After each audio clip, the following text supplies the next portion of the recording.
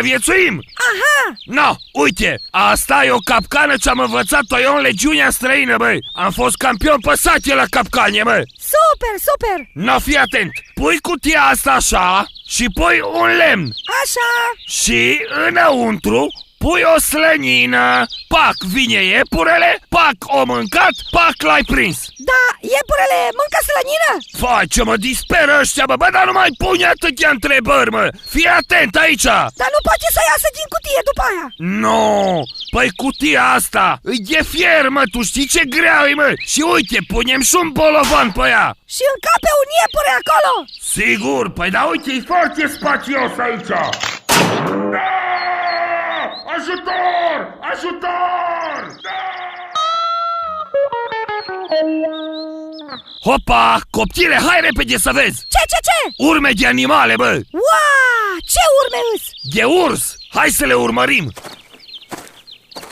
Hopa! Stai! Fii antenă! Ce? Balegă de urs! Îi proaspătă! Îi pe aproape! Nenea, dar e igienic ce faceți acolo? Nu fi scârbă! No! Asta-i balegă bio, mă! Direct din pădure! E așa de curată că poți face pălincă din ea! Am învățat eu în legiunea străină, bă! Uitați, încă o urmă! Hopa! Păstrează-ți calmul! Să nu te apuce bățul că speriem ursul! Și-am rupt-o în fericire! Uitați acolo!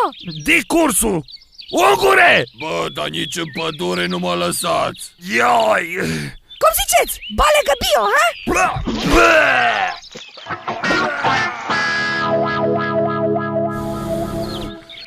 Hai, mă, odată!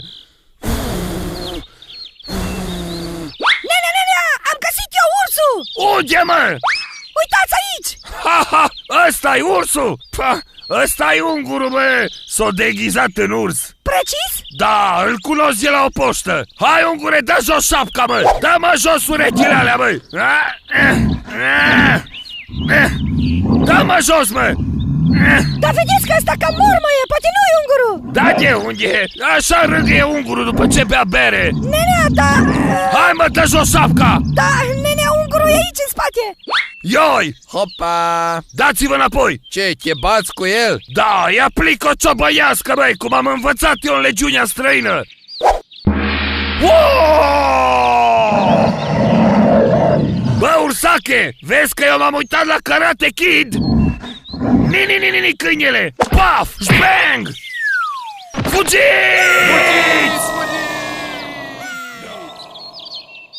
A venit cu gașca, fugiți!